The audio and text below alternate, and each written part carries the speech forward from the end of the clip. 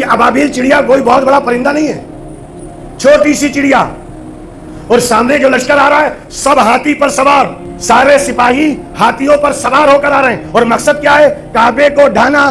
وارسل علیہم طیرا ابابیل، ہم نے ابابیل چڑیوں کو بھیجا، ہر چڑیے کی چونچ میں ایک کنکر اور 2 پنجے میں ایک ایک کنکر۔ ارے جتنا اس کا وزن ہوگا اس چڑیا کا، اس سے کمی تو کنکر کا وزن ہوگا۔ اللہ نے کنکر لے کر بھیجا، اور پھر ہوا کیا؟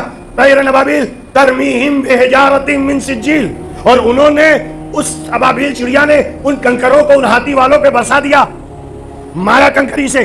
فجعلہم کعصف ماکول، ہم نے انہیں بھوسا بنا دیا، یعنی کنکر جب گرے تو جس پر کنکر گرتا تھا وہ زمین میں دھس جاتا تھا، ہاتھی سمیت زمین میں دھس گئے، سارے ہاتھی والوں کو بھوسا بنا دیا۔ اب ایک بات بتاؤ، چڑیا جو کنکر لے کر آئی اس کنکر میں کتنا پاور تھا؟ جس پہ ڈالنا تھا اسی پہ ڈالا۔ میں پوچھنا چاہتا ہوں اس چڑیا کو علم کس نے دیا؟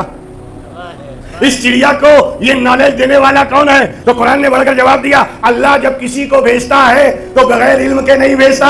میں سوچنے لگا جو چڑیوں کو بغیر علم کے نہ بھیجے، اپنے نبی کو جب ہدایت کے لیے بھیجا ہوگا تو کتنا علم دے کر بھیجا ہوگا۔ جس میں پروردگار عالم ارشاد فرماتا ہے کہ قسم ہے نفس کی،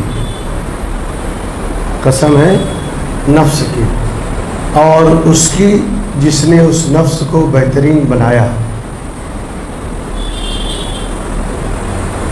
فَأَلْهَمَهَا فُجُورَهَا وَتَقْوَاهَا، اور اس نفس میں ہم نے دونوں طرح کی صلاحیتیں عطا کی،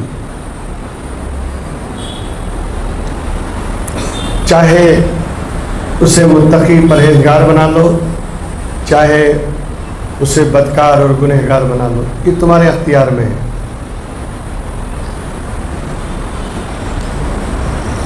لیکن کامیاب وہی ہوگا جو اپنے نفس کو پاکیزہ کر لے، جو اپنے نفس کو صاف ستھرا کر لے۔ وَقَدْ خَابَ مَنْ دَسَّاهَا، اور جس نے اپنے نفس کو گناہوں سے آلودہ کر لیا، نافرمانیوں پہ سے اپنے نفس کو آلودہ کر لیا، قد خوابہ، وہ تباہ ہو گیا، ہلاک ہو گیا، برباد ہو گیا۔ اللہ نے جو نفس دیا ہے نا وہ ایک ہے،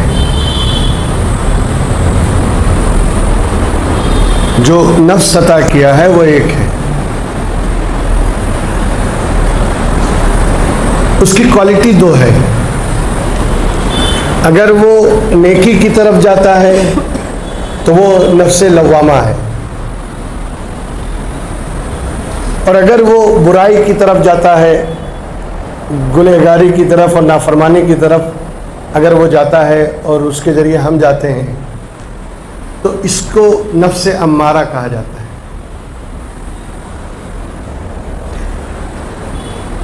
اور جو نفس اللہ نے دیا ہے وہ نفس مطمئنہ ہے۔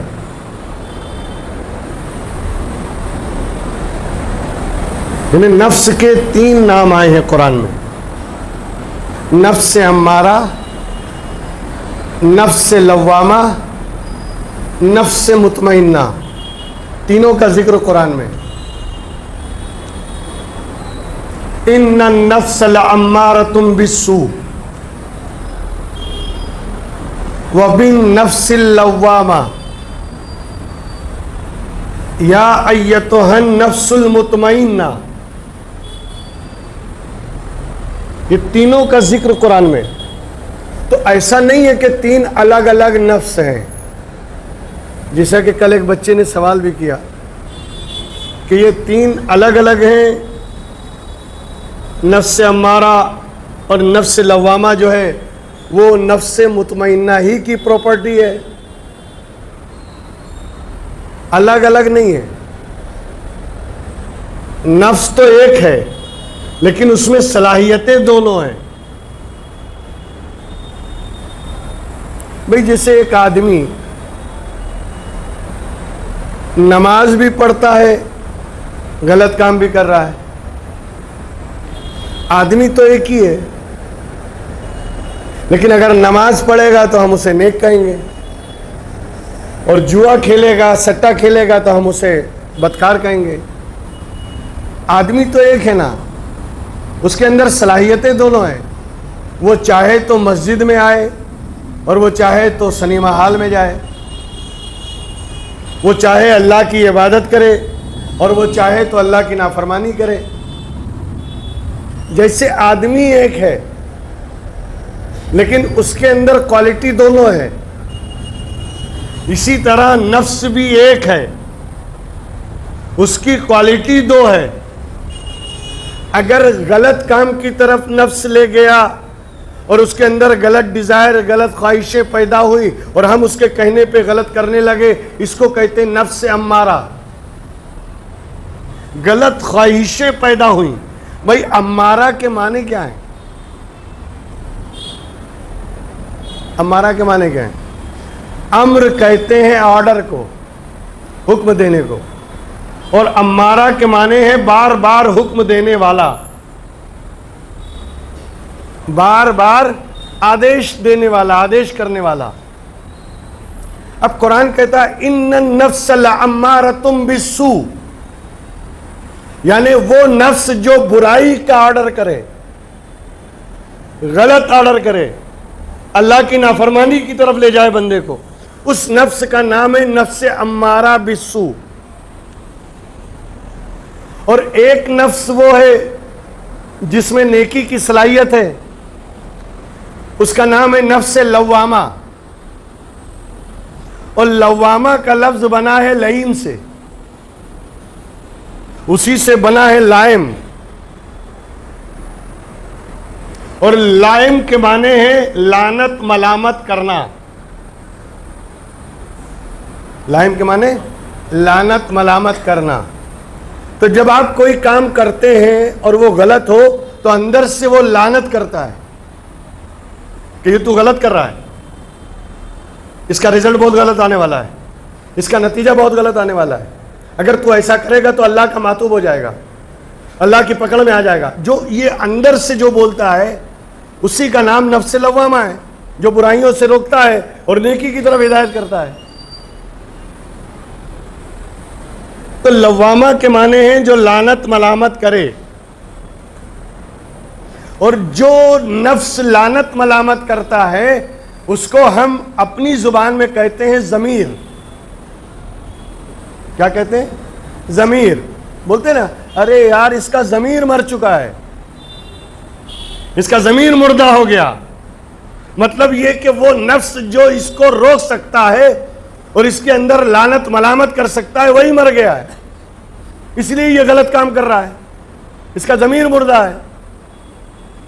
تو جو نفس ہمیں نیکی کی طرف لے کے جاتا ہے، برائیوں کی طرف سے لعنت ملامت کرتا ہے، اس کا نام ہے نفس لوامہ۔ اور وہ نفس جو کچھ نہیں کرتا، خاموش ہے، اور جس کو کھینچنے کے بعد انتقال پر ملال ہے، وہ نفس مطمئنہ ہے کہ جب ملک الموت اسے نکال لیتے ہیں تو روح اور جسم میں جدائی ہو جاتی ہے۔ میری بات سمجھ رہے ہیں؟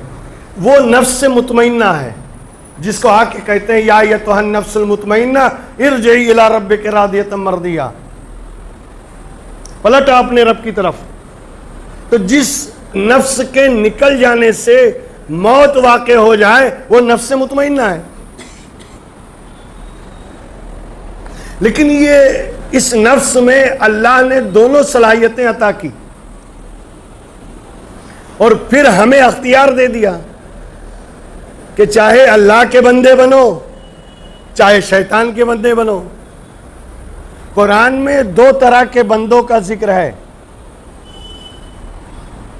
عباد الرحمن قرآن میں ہے، اللہ کے بندے، اور ایک جگہ آیا الم اعہد الیکم یا بنی آدم اللہ تعبدوا الشیطان، اے اولاد آدم کیا میں نے تم سے وعدہ نہیں لیا تھا کہ تم شیطان کے پجاری نہیں بنو گے، شیطان کی عبادت نہیں کرو گے، شیطان کے بندے نہیں بنو گے۔ پتہ یہ چلا بندے دو ہی طرح کے ہیں، یا تو وہ عباد الرحمن یا پھر عباد الشیطان۔ اب اس نفس کو اگر تم نے پاکیزہ کر لیا، شریعت کے مطابق ڈھال دیا، نقش پائے قدم مصطفیٰ کے مطابق اپنے نفس کو تم نے اس سانچے میں ڈھال دیا اور سیدھی راہ چلنے لگے، شریعت کی راہ چلنے لگے، اسلام کی راہ پہ چلنے لگے، تو تمہیں قرآن کہے گا عباد الرحمن۔ اور اگر نفس کی غلامی کر لی، نفس کے بہکاوے میں آ گئے، نفس کے کہنے پہ نافرمانی کرنے لگے، غلط راستہ اختیار کر لیا، اسلام کے خلاف ہو گئے، شریعت کے خلاف کام کرنے لگے، قدرت کی نگاہ میں عباد الشیطان، عباد الرحمن، عباد الشیطان۔ اب ہمیں اختیار دے دیا، چاہے عبد الرحمن بنو چاہے عبد الشیطان بنو، یہ اختیار تمہارے پاس ہے، یہ نفس تمہیں گائیڈ کرے گا۔ لیکن اگر اس کی غلط گائیڈنس میں، غلط انسٹرکشن میں تم نے چلنا شروع کر دیا تو پھر تمہیں شیطان کے چنگل سے کوئی بچا نہیں سکتا۔ اور اگر چاہتے ہو کہ شیطان کے چنگل سے آزادی ملے، اللہ کی نافرمانی سے آزادی ملے، اس نفس کی غلامی اور اس کی مریدی سے اگر آزادی چاہتے ہو تو پھر وہی راستہ اختیار کرو جو راستہ صحابہ نے اختیار کیا، اسی راستے پر آ جاؤ جو صحابہ کرام کا راستہ تھا، جو تابعین کا راستہ تھا، تابعین کا راستہ تھا۔ یعنی مصطفیٰ جان رحمت کی بارگاہ میں اپنے اس نفس کو حوالے کر دو، اور جب تم اسے ان کے حوالے کرو گے وہ اسے ایسا پاکیزہ بنا دیں گے۔ اس لیے کہ پاکیزہ بنانا نفس کو یہ انہی کی ڈیوٹی ہے، انہی کے ذمے ہے، انہی کے فرض منصبی میں ہے کہ پاکیزہ بنائیں، نفس کو طیب و طاہر کریں، نفس کو بالکل صاف ستھرا کر دیں۔ اور اسی بات کو قرآن کی اس آیت میں پیش کیا گیا جو میرا پہلے موضوع رہا، کیا هو الذی بعث فی الامین رسولا منہم یتلو علیہم آیاتہ ویزکیہم ویعلمہم الکتاب والحکمہ۔ یعنی ہم نے اس رسول کو جو انہی میں سے ہے، ہم نے جو بھیجا ہے اس رسول کو امیین میں، ان پڑھوں میں، بے پڑھے لکھوں میں اس لیے بھیجا ہے کہ یہ رسول اللہ کے قرآن کی آیتوں کی تلاوت کریں۔ آیتوں کی تلاوت کرنا یہ نبی کی ذمہ داری، اور پھر دوسرا وَيُزَكِّيهِمْ، اور ان کے باطن کو، ان کے انٹیریئر کو، ان کے نفس کو، ان کے ضمیر کو پاکیزہ بنا دیں، یہ بھی نبی کی ذمہ داری۔ وَيُعَلِّمُهُمُ الْكِتَابَ وَالْحِكْمَةَ، اور کتاب کی بھی تعلیم دے، حکمت کی بھی تعلیم دے۔ کس کی ذمہ داری؟ رسول کی۔ رسول کون؟ جسے اللہ بھیجے، جو اللہ کا بھیجا ہوا ہو اسے کہتے ہیں رسول۔ یہ رسول کا لفظ بنا ہے رسالت سے۔ ارسال، کسی چیز کو بھیجنا، اسی سے بنا رسول۔ رسول اسے کہیں گے کہ جسے اللہ نے بھیجا ہو۔ اچھا، جب اللہ کسی چیز کو بھیجتا ہے یا کوئی بھی جب کسی چیز کو بھیجے تو ذمہ داری ہوتی ہے بھیجنے والے کی، رسپانسبلٹی ہوتی ہے جس نے بھیجا ہے۔ میں نے اس دن مثال بھی دیا امام صاحب کی کہ اگر میں نے کوئی امام بھیج دیا اور اس امام نے کوئی لفڑا کیا، ساری آئی گئی میرے سر، کیسا بھیجا، کس کو بھیجا، ارے کہاں سے بھیج دیا، یہی سب ڈائلاگ ہوتے ہیں۔ تو پتہ یہ چلا کہ جس کو بھیجا جائے اگر اس میں کوئی نقص ہو، اس میں کوئی کمی ہو، اس میں کوئی عیب ہو جائے، اس میں کوئی کمی رہ جائے تو یہ بھیجنے والے کی کمی مانی جاتی ہے۔ اب میرے رسول کے علم میں، میرے رسول کے فضل و کمال میں، میرے رسول کے جاہ و جلال میں، میرے رسول کے جود و نوال میں کمی نکالنے والوں، کمی تلاش کرنے والوں، ان کو یہ نہیں آتا تھا، ان کو یہ نہیں معلوم تھا۔ عجیب حال ہے، کس کو کیا معلوم ہے، تجھے کیا معلوم؟ بھئی کسی کو علم کو، میرے اندر کتنا علم ہے آپ کو معلوم؟ آپ کے اندر کتنا علم ہے مجھے نہیں معلوم. تو کسی کے علم کو جان لینا یہ بھی تو غیب ہے, یہ بھی غیب ہے. اب اگر کوئی کہے رسول یہ نہیں جانتے تھے, رسول وہ نہیں جانتے تھے, پتہ یہ چلا کہ یہ جانتا ہے کہ وہ کیا جانتے تھے اور کیا نہیں جانتے تھے. یعنی رسول کے علم غیب کا انکار کرتا ہے اور اپنا علم غیب بتا رہا ہے. تجھے کیا معلوم کیا جانتے تھے کیا نہیں جانتے تھے؟ ہمیں تو قرآن نے کہہ دیا وَعَلَّمَكَ مَا لَمْ تَكُنْ تَعْلَمْ. اے محبوب, ہم نے ہر وہ چیز آپ کو سکھا دی جو آپ نہیں جانتے تھے, ہر وہ چیز آپ کے علم میں دے دی اور آپ کو سکھا دیا. اب سکھانے والا سکھا رہا ہے, سکھانے والا سکھا رہا ہے, علم دینے والا علم دے رہا ہے, پڑھانے والا پڑھا رہا ہے. قرآن میں سنقرئک کا فلا تنسا میں نے بیان کیا تھا, اے محبوب ہم تمہیں ایسا پڑھائیں گے کبھی بھولو گے نہیں. دنیا کے پڑھنے والے پڑھتے بھی ہیں بھولتے بھی ہیں, لیکن ہمارا پڑھایا ہوا ہم جسے پڑھا دیں آپ کبھی بھولیں گے نہیں. تو پڑھانے والا پڑھا رہا ہے, علم دینے والا علم دے رہا ہے, جانکاری دینے والا جانکاری دے رہا ہے. وہ تو نوازش پہ نوازش کر رہا ہے, پیٹ میں درد دوسروں کے ہو رہا ہے, یہ نہیں جانتے وہ نہیں جانتے. ابے اگر تو نے رسول میں کمی نکالا تو یہ مصطفیٰ کی کمی نہیں, خدا نے کمی نکال رہا ہے, ایسے کو بھیجا. یہ بھیجنے کی بات جو ہوتی ہے نا یہ عجیب و غریب ہے. اور جو صاحب فہم ہے, جو صاحب شعور ہیں, جو عقل رکھتے ہیں نا, وہ یہ نہیں دیکھتے کہ یعنی آنے والا کون ہے, وہ یہ دیکھتے کس نے بھیجا ہے. ارے میں آپ ہی کو بتا دوں, ابھی تھوڑی دیر کے لیے ایک مثال دے رہا ہوں. آپ گھر کے اندر ہیں, ایک صاحب باہر آئے, دروازہ کھٹکھٹایا, چھوٹا سی بچہ آیا, کون؟ بولے امام صاحب نے بھیجا ہے. ابو ہیں گھر پہ, امام صاحب کا نام سنتے ہی وہ سمجھ گیا کہ کچھ مسجد کے لیے چندہ وندہ لینے آئے ہوں گے یا اپنی رودات سنانے آئے ہوں گے. اندر سے بیٹے کو بول دیا, بول دیا ابو نہیں ہے. بیٹے نے آ کے بول دیا نہیں ہے. اسی کا نام سنسکار ہے. بچے کو جھوٹ بولنا سکھایا کس نے؟ ہم نے. اب جوان ہو کر اگر جھوٹ بولے تو پھر تعویذ دبانے کا. جوان ہو کر اگر جھوٹ بولے, پیر صاحب دعا کرے بچہ بہت جھوٹ بولتا ہے, رات بھر رکھڑتا ہے اور بولتا ہے میں کام پہ تھا. یہ سکھایا کس نے؟ باپ, ماں باپ نے.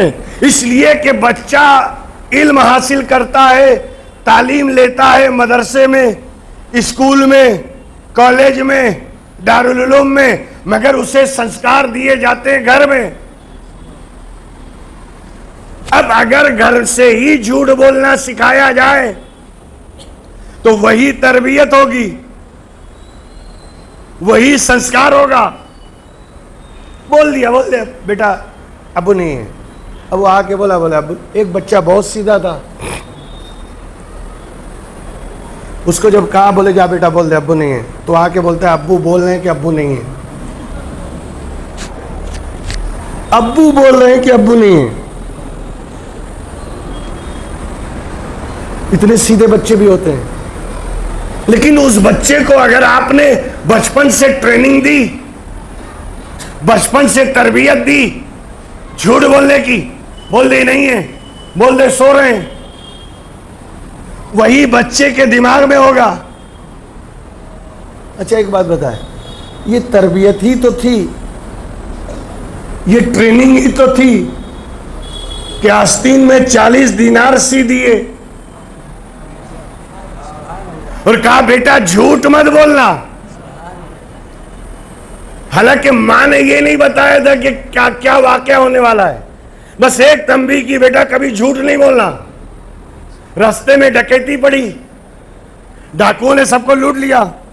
چھوٹا سا بچہ 8-9 سال کا, چلتے چلتے مذاق میں ایک ڈاکو نے کہا تیرے پاس کچھ ہے؟ بولے 40 دینار. کدھر ہے؟ آستین میں. تھوڑا آواز کھلی. آستین میں. کس نے سیا؟ ماں نے. میری ماں نے میری آستین میں 40 دینار سیے. پکڑ کے لے گیا ڈکیت اپنے سردار کے پاس اور کہا یہ بچہ بول رہا ہے میرے پاس 40 دینار ہے. کہاں ہے؟ کہا آستین میں. اور جب کھولا تو نکلے 40 دینار. کہا بیٹا اگر تو چاہتا تو بچا سکتا تھا, تو نے بولا کیوں؟ کہا میری ماں نے مجھے یہ تنبیہ کی اور یہ کہا تھا کہ کیسا بھی وقت آ جائے بیٹا کبھی جھوٹ نہیں بولنا. اتنا سننے کے بعد ڈاکو کے جسم میں لرزہ پیدا ہوا. کہا بیٹا اپنے ماں سے کیا ہوا وعدہ تو بھول نہ سکا اور ہم اللہ سے کیا ہوا وعدہ بھول گئے. فوراً اسی وقت توبہ کی. جانتے ہیں یہ کون؟ سیدنا شیخ محی الدین عبد القادر جیلانی کا بچپنا ہے. ایسے ماحول میں پلے ہوئے کہ جہاں جھوٹ بولنے کو سختی سے روکا جائے. مگر ہمارا حال کیا ہے؟ امام صاحب نے بھیجا ہے یا مسجد کی طرف سے آئیں, بول رہے ابھی نہیں ہے. اچھا تھوڑی دیر کے بعد ایک دوسرا آدمی آیا اور آنے کے بعد کہا پیائی نے بھیجا ہے. ہڑبڑا کے باہر آئے, پیائی نے بھیجا ہے. کیا ہوا؟ معاملہ کیا ہے؟ اٹھ کے باہر آ گئے. اب بچے سے نہیں بولا کہ بول دے نہیں ہے, اب تو جلدی سے باہر آ گئے, پیائی نے بھیجا ہے. اور اگر کوئی آئے اور وہ یہ کہے کمشنر نے بھیجا ہے, تب تو ننگے پیر بھاگ کے باہر آئیں گے. اور اگر کوئی آ کے بولے کہ سی ایم نے بھیجا ہے, تب تو ناشتہ چائے آؤ بھگات نہ جانے کیا کیا کریں گے. کیوں؟ اس لیے کہ ہم جانتے ہیں ہمیں آنے والے کو نہیں دیکھنا ہے, دیکھنا یہ ہے کہ بھیجا کس نے. جس نے بھیجا ہے اس کی امپورٹنس اور اہمیت ہے. میں ایک مثال کے طور پر آپ دیکھیں نا, آپ سامنے کی بات ہے, بالکل سامنے کی بات ہے جو میں نے مثال آپ کے سامنے دی کہ اگر بھیجنے والا تگڑا ہو تو پھر آپ گھبرا جاتے ہیں. ایک واقعہ میری نگاہ سے گزرا تھا حدیث پاک میں کہ ہوا یہ کہ ایک یہودی بارگاہ رسالت میں آیا اور آنے کے بعد اس نے کہا کہ آپ اللہ کے نبی ہیں, آپ اللہ کے رسول ہیں. تو سرکار نے فرمایا بے شک میں اللہ کا نبی ہوں, بے شک میں اللہ کا رسول ہوں. کہ اگر آپ اللہ کے نبی اور رسول ہیں تو یہ تالاب ہے اور اس تالاب کے اس کنارے پہ جو ایک جھاڑ دکھ رہا ہے, کیا آپ اسے بلا سکتے ہیں؟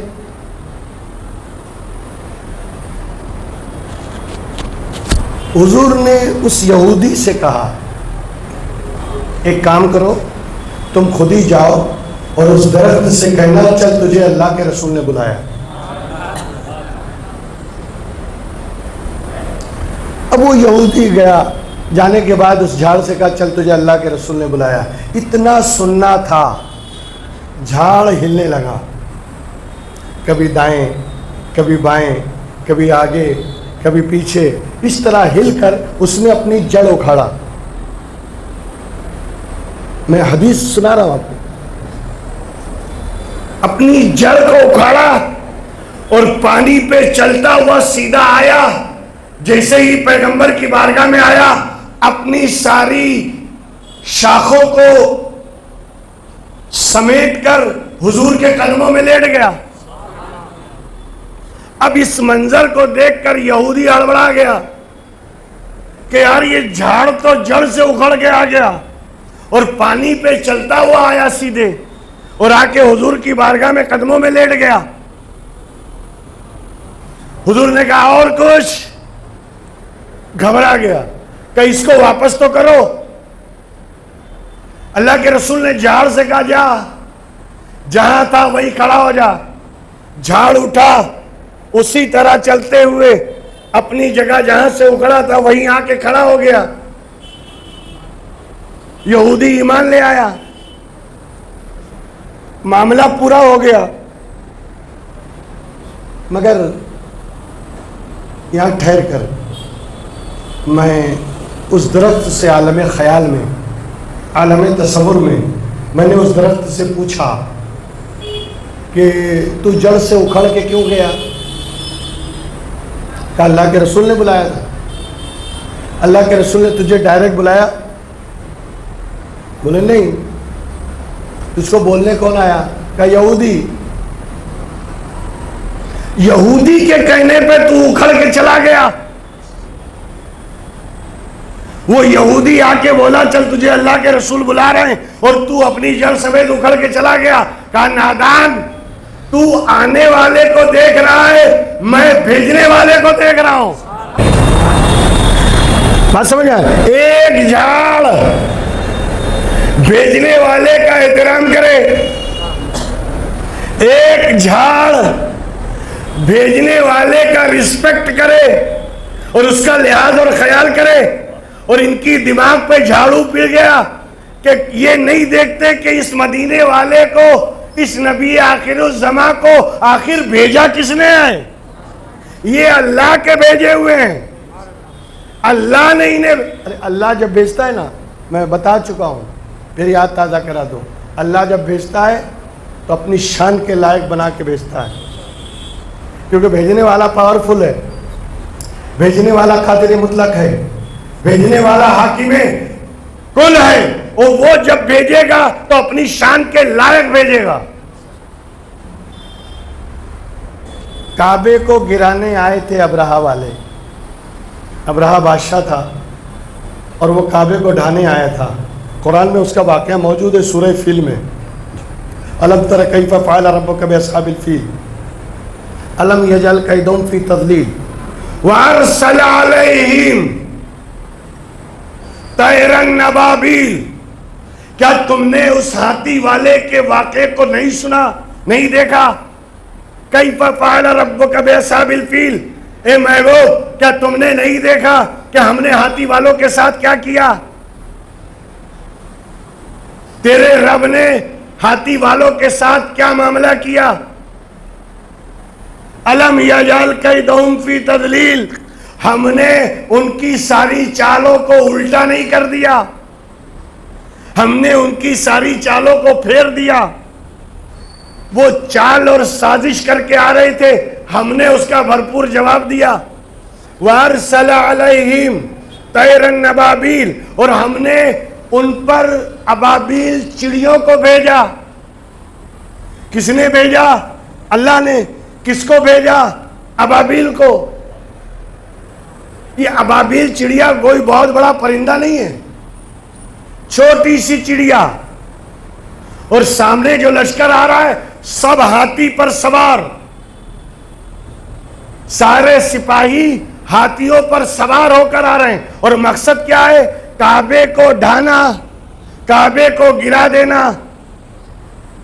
اس مقصد سے ابرہہ بادشاہ اپنے سارے لشکر کو لے کر چلا، ہاتھیوں کا لشکر، اور ہر ہاتھی پہ سپاہی سوار.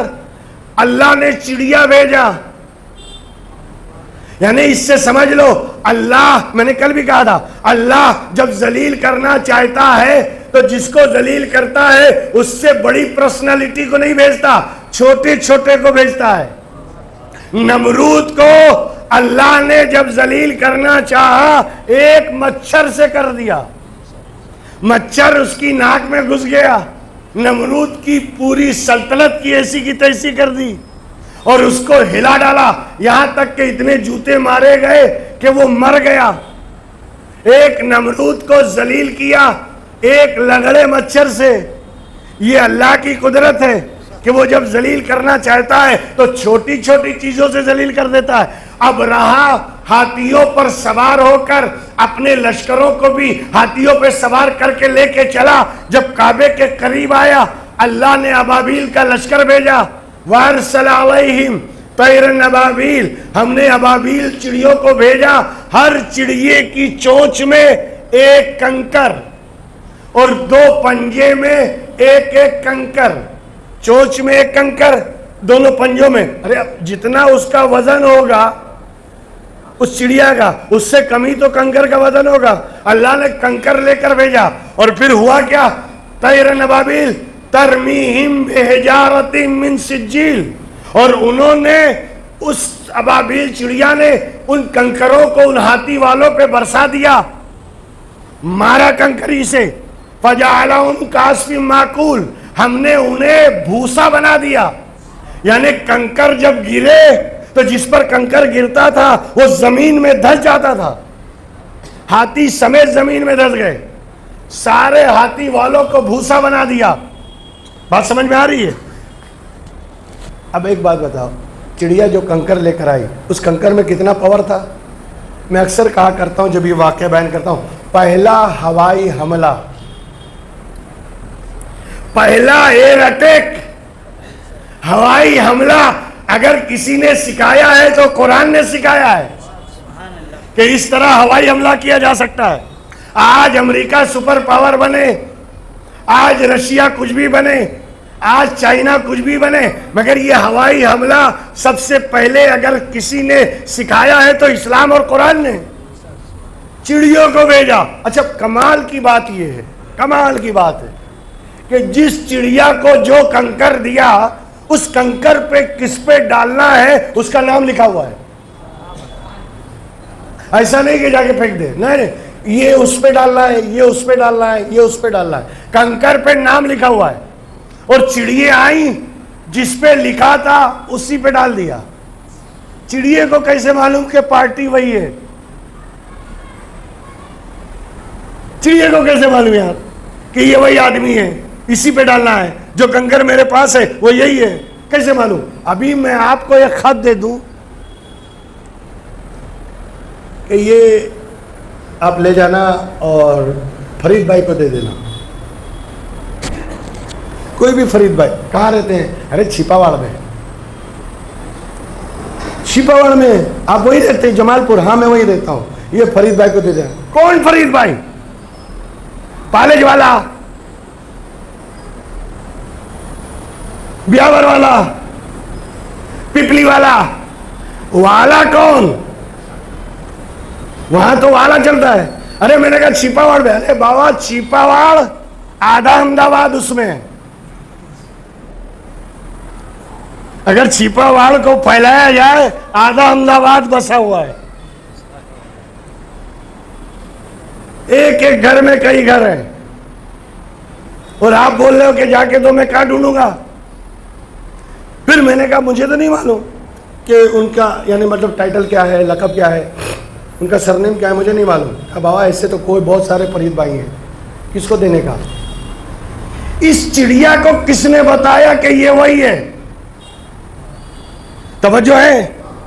چڑیا آئی چونچ میں کنکر لے کر، پنجوں میں کنکر، جس پہ ڈالنا ہے اس کا نام لکھا ہے۔ چڑیے نے کسی سے پوچھا بھی نہیں کہ یہ کون ہے، وہ کون ہے، نہیں، آئی پارٹی کو دیکھا اسی پہ ڈال دیا، جس پہ ڈالنا تھا اسی پہ ڈالا۔ میں پوچھنا چاہتا ہوں اس چڑیا کو علم کس نے دیا؟ اس چڑیا کو یہ نالج دینے والا کون ہے؟ تو قرآن نے بڑھ کر جواب دیا، اللہ جب کسی کو بھیجتا ہے تو بغیر علم کے نہیں بھیجتا۔ میں سوچنے لگا جو چڑیوں کو بغیر علم کے نہ بھیجے، اپنے نبی کو جب ہدایت کے لیے بھیجا ہوگا تو کتنا علم دے کر بھیجا ہوگا۔ سبحان اللہ، نعرہ تکبیر، نعرہ رسالت، ناشنائین میلاد النبی، کتنا علم دے کر بھیجا ہوگا۔ اب ذرا خیال کریں، ایک چڑیے کو بغیر علم کے نہیں بھیجتا، اس لیے کہ بھیجنے والے کی شان ہے، بھیجنے والا صاحب قدرت ہے، وہ جسے چاہے جتنا علم عطا کر دے۔ بات سمجھ میں آ رہی؟ اچھا کل کی ٹاپک پہ میں آ جاؤں۔ اللہ نے بھیجا، رسول کو کس نے بھیجا؟ اللہ نے بھیجا۔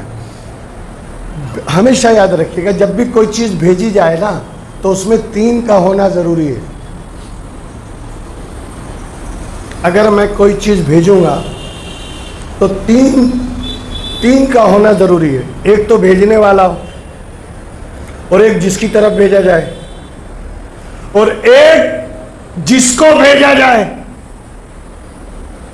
اللہ نے بھیجا کس کی طرف؟ مخلوق کی طرف۔ کس کو بھیجا؟ رسول کو بھیجا۔ تین الگ الگ پرسنالٹی، تین الگ الگ شخصیتیں، بھیجنے والا خدا، آنے والے رسول، مخلوق جس کی طرف بھیجا، جس کی ہدایت کے لیے بھیجا۔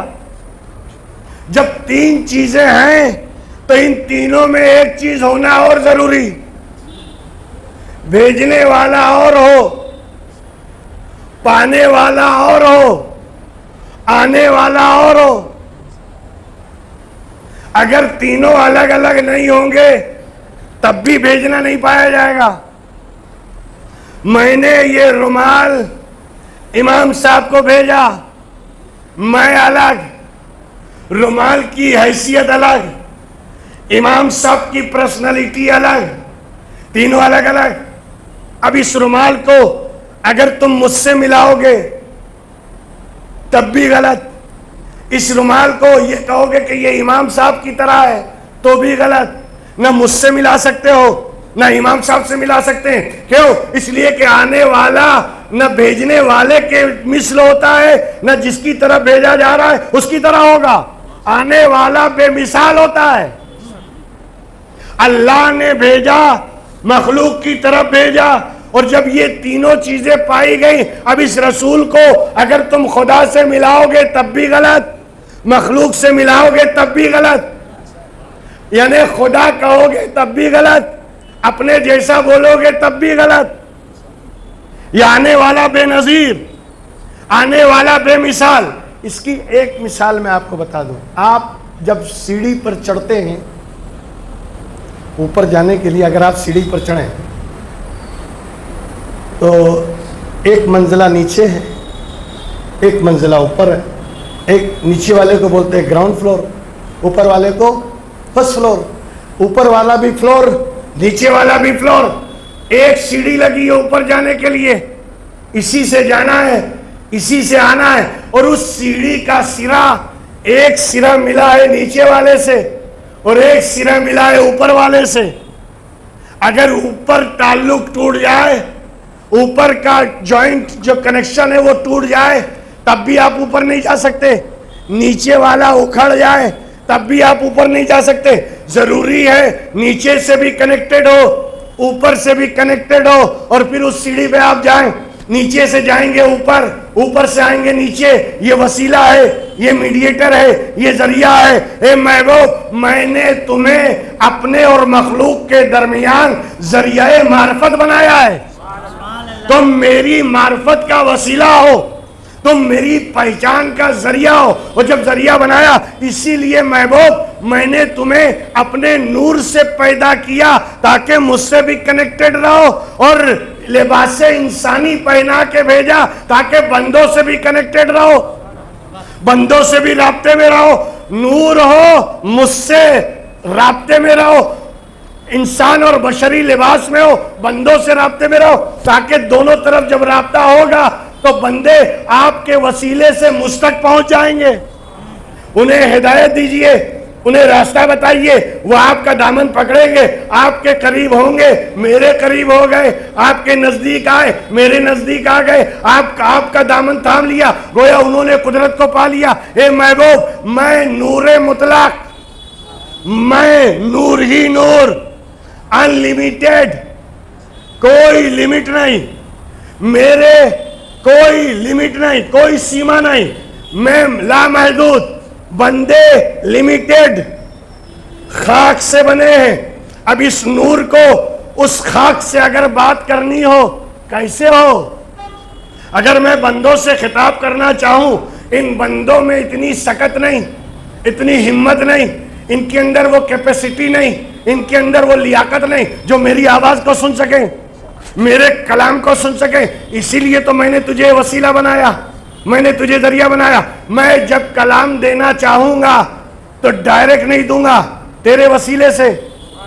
نماز کا حکم دینا چاہوں گا تیرے وسیلے سے، روزے کا حکم دوں گا تیرے وسیلے سے، حج کا حکم دوں گا تیرے وسیلے سے. اے محبوب، میں نے تجھے ذریعہ بنایا، اب مجھ تک بھی وہی پہنچ سکتا ہے جو تجھے وسیلہ بنائے. اس لیے کہ بندے اور خدا کے درمیان تو ہی وسیلہ ہے. اب ذرا خیال کرتے چلے جائیں دوستو، بھیجا کس نے؟ اللہ نے. کس کی طرف بھیجا؟ بندوں کی طرف، ہے نا. اب جو چیز آ رہی ہے، ایک بات بتائیے، کوئی چیز بھیجنے سے پہلے بھیجنے والے کے پاس رہتی ہے یا جس کے پاس بھیجا جائے اس کے پاس رہے گی؟ کس کے پاس رہے گی؟ اگر کوئی چیز بھیجنا ہو تو وہ چیز جو ہوگی وہ بھیجنے والے کے قریب ہوگی یا جس کے پاس بھیجا جا رہا ہے اس سے قریب ہوگی؟ نہیں بھیجنے والے کے قریب ہوگی. اچھا جتنا اس کے قریب رہے گی اتنا ہی اس کی صفتیں اس کے اندر, اتنا کمال اس کے اندر. جتنا بھیجنے والے میں کمال ہوگا اس کے پاس رہنے والے میں بھی وہی کمال. بھیجنے والے میں جتنی شکتی ہوگی آنے والے میں بھی وہی شکتی, اس لیے کہ قریب ہے. اول ما خلق اللہ نوری وکل الخلائق من نوری وانا من نور اللہ. اللہ نے سب سے پہلے میرے نور کو پیدا کیا اور میرے نور سے ساری کائنات کو بنایا. کنت نبیا وآدم بین الماء والطین, میں نبی تھا, ابھی آدم کا مجسمہ بھی نہیں بنا, ابھی آدم مٹی اور پانی کے بیچ میں ہے, یعنی بنے بھی نہیں, اور میں نبی تھا. جملے پہ غور کیجئے گا. میں اگر یہ کہوں ہاں وہ واقعہ جب ہوا میں بھی موجود تھا, میں موجود تھا, تو اس کا کیا مطلب ہوا میں پیدا ہوا تھا, میں اسی وقت ہوا؟ نہیں نہیں نہیں نہیں, پیدا تو نہ جانے کب ہوا, لیکن واقعہ جب ہوا میں موجود تھا. یہ تھا کا لفظ جب بولا جائے تو یہ مت سمجھنا کہ اسی وقت ہوا. میں نبی ہوا نہیں, میں نبی تھا. اس حدیث کو سننے کے بعد بھی ابھی بھی پتہ نہیں کہ پیدا کب ہوئے, اس لیے کہ نبی تھے, میں نبی تھا. مطلب آدم پیدا ہوئے تب میں تاج نبوت پہن چکا تھا. اب کب نبی بنایا, کب پیدا کیا, وہ مدت تو ہمیں نہیں معلوم. اول ما خلق اللہ نوری, سب سے پہلے اللہ نے میرے نور کو پیدا کیا ہے. میں اول مخلوق, اللہ نے سب سے پہلے پیدا کیا. کیوں؟ اے محبوب, میں نے تمہیں سب سے پہلے اسی لیے بنایا تاکہ تم مجھ سے قریب رہو, مجھ سے قریب رہو. اور جب مجھ سے قریب رہو گے تو میرے جلوے, میری تجلیاں, میری صفات جو جو میرے اندر ہیں وہ سب تمہارے اندر آئیں گی. بھئی مثال دوں, اس چمیلی کا تیل لگاتے ہیں آپ, چمیلی کا تیل آتا ہے, چمیلی پھول ہے نا, اس کا تیل آتا ہے. کیسے بنتا ہے, کیسے بنتا ہے؟